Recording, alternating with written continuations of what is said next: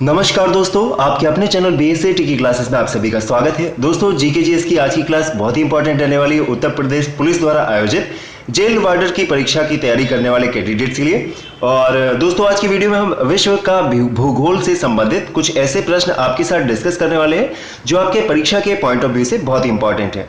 तो दोस्तों, चलिए वीडियो को शुरू करते हैं और वीडियो पसंद आए तो इसे लाइक और शेयर जरूर करिएगा। आज का सबसे पहला प्रश्न, पृथ्वी पर सबसे बड़ा महाद्वीप कौन सा है? इंपॉर्टेंट प्रश्न दोस्तों। क्या आप जानते हैं कि दिए गए ऑप्शंस में से कौन सा महाद्वीप सबसे बड़ा महाद्वीप है?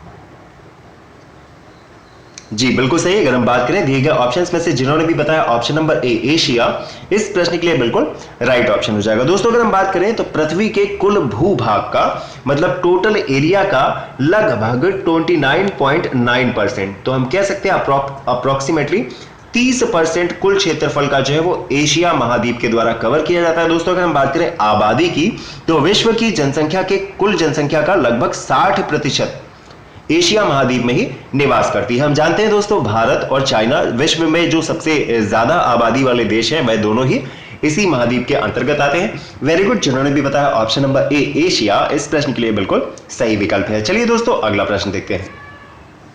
विश्व में सोने का सर्वाधिक उत्पादन किस देश में होता है?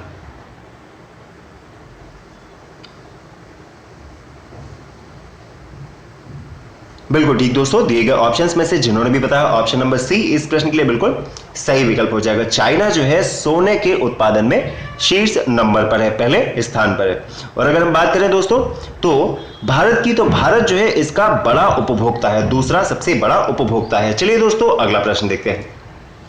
दोस्तों, प्रसिद्ध जावा ट्रेंच नामक सबसे गहरा स्थल किस महासागर में स्थित है? तो दोस्तों, पूछा गया कि जावा ट्रेंच जो हमारा स्थल है यह किस महासागर में स्थित है? बिल्कुल ठीक दोस्तों, सुंडागढ़ के नाम से भी हम इसे जानते हैं। ऑप्शन नंबर सी जिन्होंने भी बताया हिंद महासागर में स्थित है, बिल्कुल सही हो जाएगा इस प्रश्न के लिए। ऑप्शन नंबर सी जिन्होंने भी बताया बिल्कुल राइट ऑप्शन हो जाएगा। और दोस्तों, अगर हम बात करें सबसे गहरा स्थल की तो प्रशांत महासागर में पड़ता है मेरियाना गर्त, जिसकी गहराई जो है वो लगभग 11 किलोमीटर से कुछ ज्यादा है। दिए गए ऑप्शंस में से फिलहाल अगर पूछा गया है जावा ट्रेंच के बारे में तो ऑप्शन नंबर 20 प्रश्न के लिए बिल्कुल सही विकल्प हो जाएगा। जावा ट्रेंच जो है वो हिंद महासागर के अंतर्गत आता है। चलिए दोस्तों, अगला प्रश्न, सौर परिवार का सबसे बड़ा ग्रह कौन सा है? तो दोस्तों, बहुत ही इंपॉर्टेंट प्रश्न है और ये वह प्रश्न है जो बार बार अक्सर ही परीक्षा में पूछ लिए जाते हैं।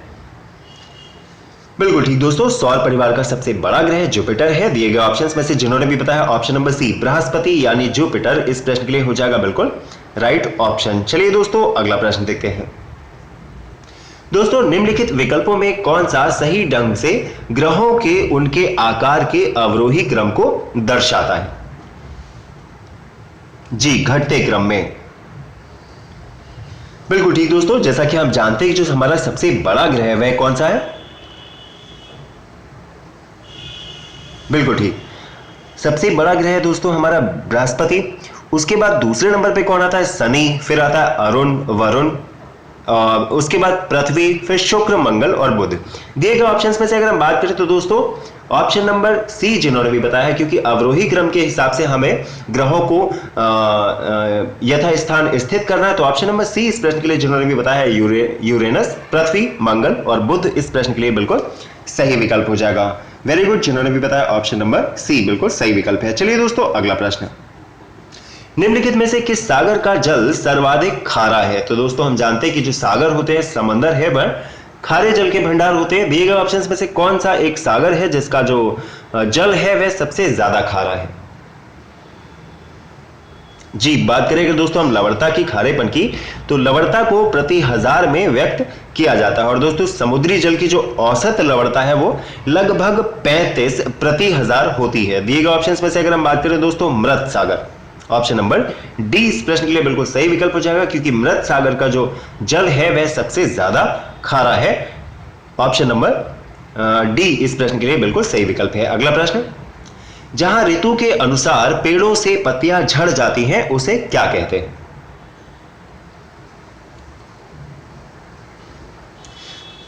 उष्ण कटिबंधीय पर्णपाती वन। ऑप्शन नंबर सी इस प्रश्न के लिए जिन्होंने भी बताया बिल्कुल सही विकल्प हो जाएगा। दोस्तों अगर हम बात करें तो हमारे देश के बहुत बड़े भाग में इस प्रकार के वन पाए जाते हैं और इन वनों को मानसूनी वन भी कहा जाता है। कैसे होते हैं? तो यह कम घने होते हैं और वर्ण के एक निश्चित समय में अपनी पत्तियां गिराते हैं। और इन वनों में पाए जाने वाले महत्वपूर्ण पेड़ कौन कौन से होते हैं दोस्तों? सागौन, पीपल होता है, नीम और शीशम, यह जो है मुख्यतः इसमें पाए जाते हैं और उत्तर प्रदेश में भी ये बड़ी मात्रा में पाए जाते हैं। चलिए दोस्तों अगला प्रश्न, किसी विशेष भौगोलिक क्षेत्र में पाए जाने वाले पशु साम्राज्य को क्या कहते हैं? जी दोस्तों, विशेष भौगोलिक क्षेत्र पशु साम्राज्य को क्या कहा जाता है? बिल्कुल ठीक, किसी विशेष भौगोलिक क्षेत्र में पाए जाने वाले पशु साम्राज्य को फाना कहते हैं। दिए गए ऑप्शंस में से जिन्होंने भी बताया बिल्कुल सही हो जाएगा। ऑप्शन नंबर बी फाना कहा जाएगा, इस प्रश्न के लिए बिल्कुल सही विकल्प हो जाएगा। चलिए दोस्तों अगला प्रश्न, विश्व का सबसे बड़ा द्वीप कौन सा है? तो दोस्तों क्या आप जानते हैं कि विश्व का सबसे बड़ा द्वीप दिए गए ऑप्शंस में से कौन सा है? जी अगर हम बात करें तो विश्व का जो सबसे बड़ा द्वीप है दोस्तों नाम है ग्रीनलैंड। ऑप्शन नंबर सी इस प्रश्न के लिए बिल्कुल सही विकल्प हो जाएगा। जिन्होंने भी बताया बिल्कुल राइट ऑप्शन है ग्रीनलैंड। चलिए दोस्तों अगला प्रश्न, धुंध जो नमी के बड़े कणों से बना है क्या कहलाता है?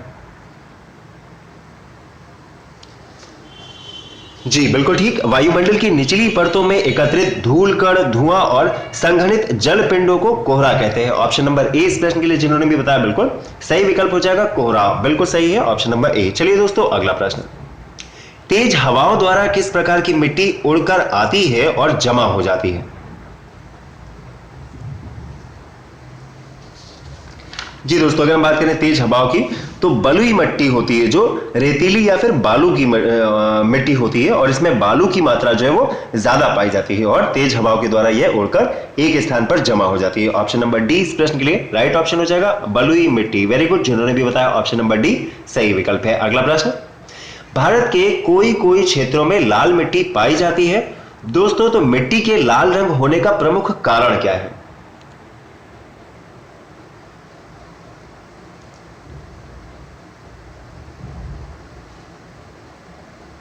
जी दोस्तों, लाल मिट्टी का जमाव जो है दोस्तों सामान्यतः पठारी क्षेत्रों में पाया जाता है जिसमें धातु जो है और धातुओं में भी कौन सिलिका और आयरन की अधिकता होती है और जो ऑक्सीकृत होने के पश्चात लाल रंग में परिवर्तित हो जाती है। ऑप्शन नंबर सी इस प्रश्न के लिए बिल्कुल राइट ऑप्शन हो जाएगा, फेरिक ऑक्साइड की उपस्थिति इस प्रश्न के लिए जिन्होंने भी बताया बिल्कुल सही विकल्प है। चलिए दोस्तों अगला प्रश्न, सर्वाधिक वर्षा कहां होती है? तो दोस्तों अगर हम बात करें वार्षिक वर्षा की तो दिए गए ऑप्शंस में से हमारी कौन सा ऑप्शन इस प्रश्न के लिए राइट होना चाहिए?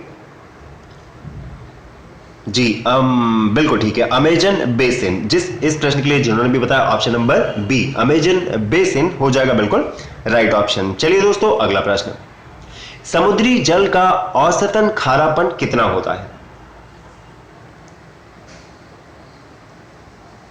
जी समुद्री जल का औसतन खारापन जो है वो 3.5%। ऑप्शन नंबर सी बिल्कुल राइट ऑप्शन हो जाएगा, जिन्होंने भी बताया बिल्कुल सही विकल्प है। और दोस्तों अगर हम बात करें तो सागरीय जल में घुले हुए पदार्थों के भार एवं उसके जल के भार के अनुपात को हम सागरीय लवणता कहते हैं, सागरीय खारापन भी कहते हैं।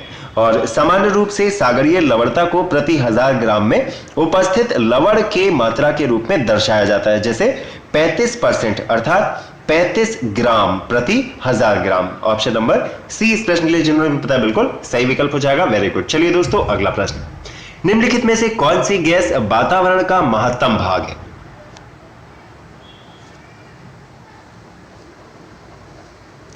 जी दोस्तों अगर हम बात करें तो वायुमंडल के जो संगठन में कई गैसों का योगदान होता है और इसमें जो महत्तम पूछा गया है सबसे ज्यादा योगदान किसका होता है, तो नाइट्रोजन गैस जो है वह सबसे ज्यादा मात्रा में पाई जाती है। अगर हम बात करें वातावरण की कितनी होती है तो लगभग दोस्तों 78.08 यह पाई जाती है।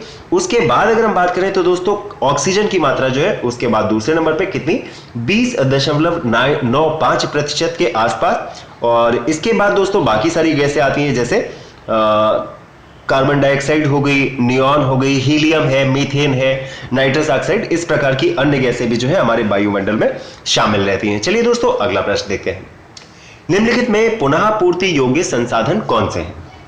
जिन्हें हम दोबारा से प्राप्त कर सकते हैं।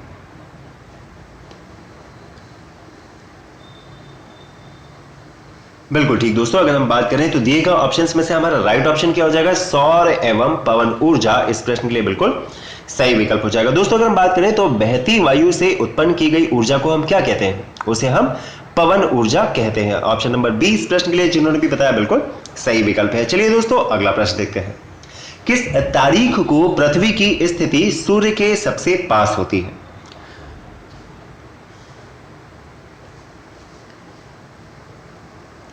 जी दोस्तों इंपॉर्टेंट प्रश्न है। अगर हम बात करें तो 3 जनवरी पृथ्वी सूर्य के सबसे ज्यादा नजदीक होती है और इसे उपसौर कहते हैं। ऑप्शन नंबर बी इस प्रश्न के लिए जिन्होंने भी बताया बिल्कुल सही विकल्प हो जाएगा। 3 जनवरी जो है पृथ्वी सबसे ज्यादा करीब होती है सूर्य के। इसके अलावा दोस्तों अगर हम बात करें 4 जुलाई की, तो 4 जुलाई को पृथ्वी सूर्य से सबसे ज्यादा दूरी पर होती है। याद रखिएगा दोस्तों, सबसे करीब कब होगी, 3 जनवरी को, और 4 जुलाई को जो है पृथ्वी सूर्य से सबसे ज्यादा दूरी पर होती है और इसे अपसौर कहते हैं, इसे अपसौर कहते हैं।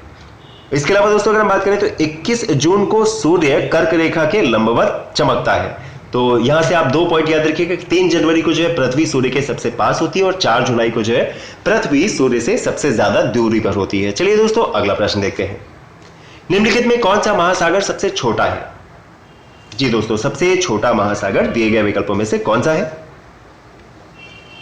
बिल्कुल ठीक, ऑप्शन नंबर सी जिन्होंने भी बताया इस प्रश्न के लिए बिल्कुल राइट ऑप्शन हो जाएगा। आर्कटिक महासागर जिन्होंने भी बताया बिल्कुल सही विकल्प हो जाएगा। चलिए दोस्तों अगला प्रश्न देखते हैं। दक्षिणी गोलार्ध में सबसे छोटा दिन किस तिथि को होता है?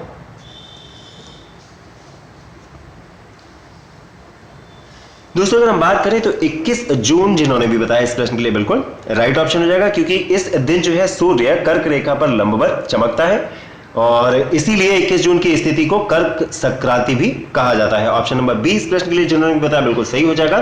दक्षिणी गोलार्ध में सबसे छोटा दिन 21 जून को होता है। अगला प्रश्न दोस्तों, कुछ देश और राजधानियां आपके समक्ष हैं, मिलान करके बताएं कि दिए गए विकल्पों में से कौन सा हमारा राइट ऑप्शन होगा। कौन सी राजधानी किस देश से संबंधित है? जी तंजानिया की बात करें दोस्तों तो तंजानिया की राजधानी का नाम क्या है, डोडोमो, कोड हो जाएगा हमारा 3।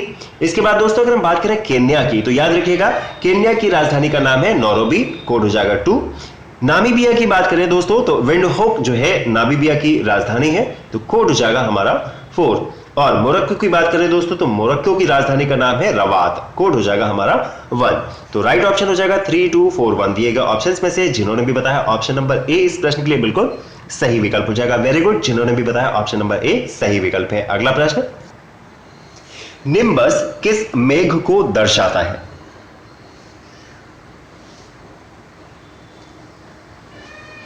बिल्कुल ठीक, निम्बस वर्षा मेघ को दर्शाता है। ऑप्शन नंबर सी इस प्रश्न के लिए बिल्कुल सही विकल्प हो जाएगा। जिन्होंने भी बताया बिल्कुल सही ऑप्शन है। चलिए दोस्तों अगला प्रश्न, इंपॉर्टेंट प्रश्न है दोस्तों। निम्नलिखित देशों में से किस एक के देशों में से भूमध्य रेखा गुजरती है?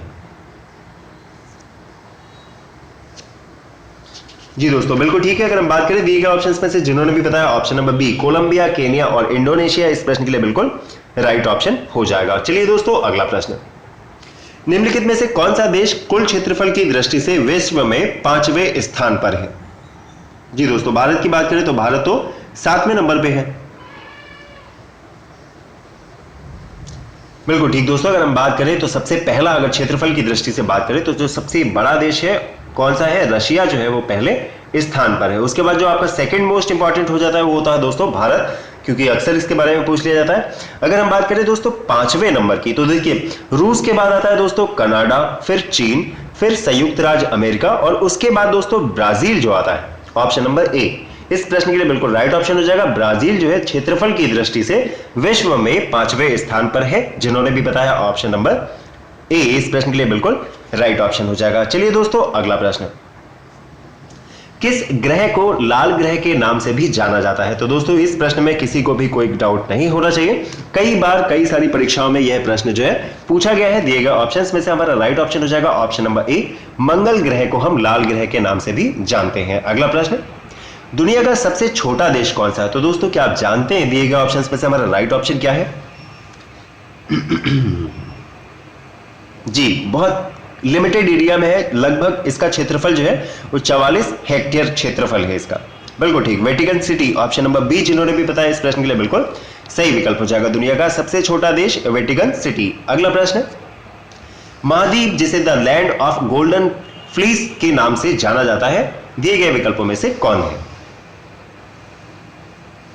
जी बिल्कुल ठीक है, the land of golden fleece के नाम से जाना जाता है, ऑप्शन नंबर डी ऑस्ट्रेलिया। जिन्होंने भी बताया इस प्रश्न के लिए ऑस्ट्रेलिया बिल्कुल राइट ऑप्शन हो जाएगा। चलिए दोस्तों अगला प्रश्न, सोलर बी सूर्य का अध्ययन करने वाले सैटेलाइट निम्न में से किस देश ने लॉन्च किया था? तो दोस्तों एक सैटेलाइट नाम है सोलर बी, कार्य सूर्य का अध्ययन किस देश के द्वारा लॉन्च किया गया था? जी 2006 में लॉन्च किया गया था जापान देश के द्वारा। ऑप्शन नंबर ए इस प्रश्न के लिए बिल्कुल सही विकल्प हो जाएगा। सोलर बी सूर्य का अध्ययन करने वाला एक सैटेलाइट वर्ष 2006 में लॉन्च किया गया था जापान देश के द्वारा। Option number A right option हो जाएगा इस प्रश्न के लिए। चलिए दोस्तों अगला प्रश्न, निम्न में से सर्वाधिक सीमाओं वाला देश कौन सा है? तो दोस्तों दिए गए विकल्पों में से विचार करके बताएं कि कौन देश ऐसा है जिसकी सीमाएं सबसे ज्यादा देशों से लगती हैं। जी दोस्तों हमारा पड़ोसी देश चाइना जो है इसमें नंबर 1 पर है। चाइना की जो सीमाएं हैं दोस्तों 14 देशों को स्पर्श करती हैं, जबकि अगर हम बात करें दोस्तों अपने देश भारत की, तो भारत देश की सीमाएं जो है वो 7 देशों से लगती हैं। भारत अपनी सीमाएं जो है वो 7 देशों के साथ साझा करता है।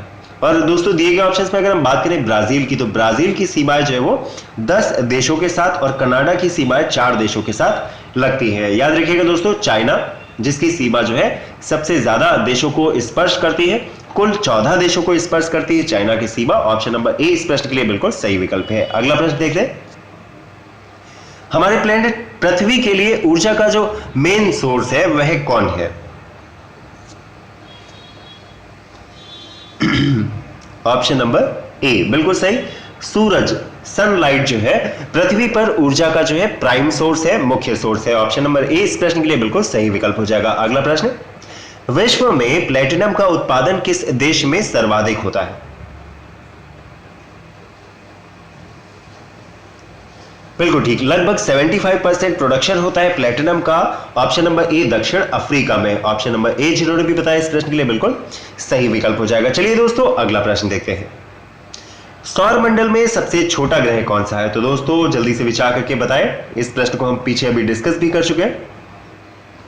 जी बुध, सूर्य का सबसे नजदीकी ग्रह बुध जो है वो सौर मंडल में सबसे छोटा ग्रह है। ऑप्शन नंबर बी इस प्रश्न के लिए राइट ऑप्शन है। अगला प्रश्न, शुष्क हवा सांता आना कहां बहती है? तो दोस्तों शुष्क हवा नाम है सांता आना, कहां बहती है?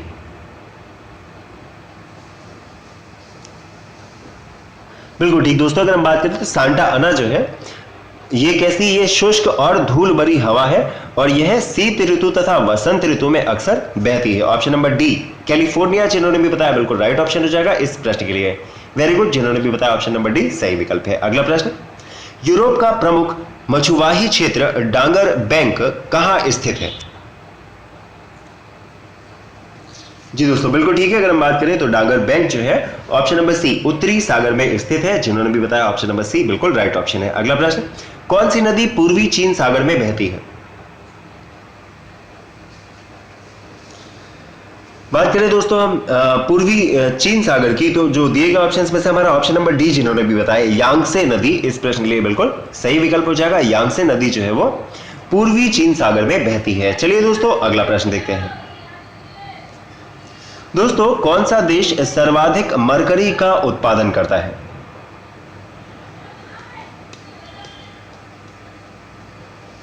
इटली जो है मरकरी का सर्वाधिक उत्पादन करता है। जिन्होंने भी बताया इस प्रश्न के लिए ऑप्शन नंबर सी हो जाएगा बिल्कुल राइट ऑप्शन। चलिए दोस्तों अगला प्रश्न, सिल्क का सर्वाधिक उत्पादन कौन है? तो दोस्तों दिए गए ऑप्शंस में से कौन सिल्क रेशम का उत्पादन सबसे ज्यादा मात्रा में करता है? बिल्कुल ठीक दोस्तों, दिए गए ऑप्शंस में अगर हम बात करें तो हमारा पड़ोसी देश चाइना जो है वो सबसे नंबर 1 पर है अगर हम बात करें सिल्क के उत्पादन की। ऑप्शन नंबर सी इस प्रश्न के लिए जिन्होंने भी बताया बिल्कुल राइट ऑप्शन हो जाएगा। दोस्तों अगर हम बात करें भारत की, तो भारत का स्थान कौन सा है? चाइना के बाद दूसरे नंबर पर आता है दोस्तों हमारा देश भारत, याद रखिएगा। चलिए दोस्तों अगला प्रश्न, निम्नलिखित में से कौन सा ग्रह पृथ्वी की अपेक्षा आकार में छोटा है?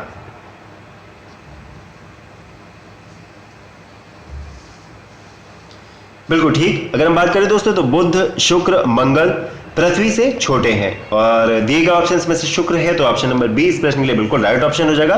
बड़े ग्रहों की बात करें दोस्तों तो यूरेनस, नेपच्यून, शनि, बृहस्पति यह जो है पृथ्वी से बड़े ग्रह हैं। चलिए दोस्तों अगला प्रश्न, ग्रेट बैरियर रीफ क्या है? तो दोस्तों यह प्रश्न भी कई बार परीक्षा में पूछा जा चुका है, मोस्ट इंपॉर्टेंट क्वेश्चन है। अगर हम बात करें तो विश्व की सबसे बड़ी प्रवाल रचना है great barrier reef. Option number B इस प्रश्न के लिए जिन्होंने भी बताया बिल्कुल सही विकल्प हो जाएगा, प्रवाल रचना। चलिए दोस्तों अगला प्रश्न, किस देश में यूरेनियम का सर्वाधिक भंडार है? तो दोस्तों जल्दी से विचार करके बताएं कि किस देश में जो है वो सबसे ज्यादा भंडार पाए जाते हैं यूरेनियम के। Option number D, very good, Australia इस प्रश्न के लिए जिन्होंने भी बताया बिल्कुल राइट ऑप्शन हो जाएगा, ऑस्ट्रेलिया। चलिए दोस्तों अगला प्रश्न, सबसे अधिक चमकीला ग्रह कौन सा है?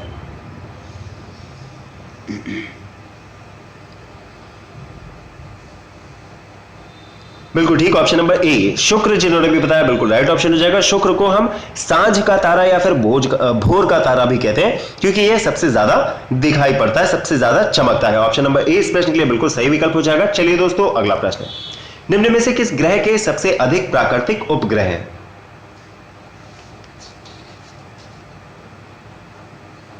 जी दोस्तों ऑप्शन नंबर सी जिन्होंने भी बताया बिल्कुल राइट ऑप्शन हो जाएगा, शनि। चलिए दोस्तों अगला प्रश्न, तो दोस्तों आज की वीडियो में बस इतना ही। यदि आपको आज की वीडियो पसंद आई हो, प्रश्न पसंद आए हो तो वीडियो को लाइक और शेयर जरूर कीजिएगा और ज्यादा जानकारी और तैयारी के लिए दोस्तों बने रहिए अपने चैनल BSc IIT की क्लासेस के साथ। वीडियो को अंत तक देखने के लिए थैंक यू।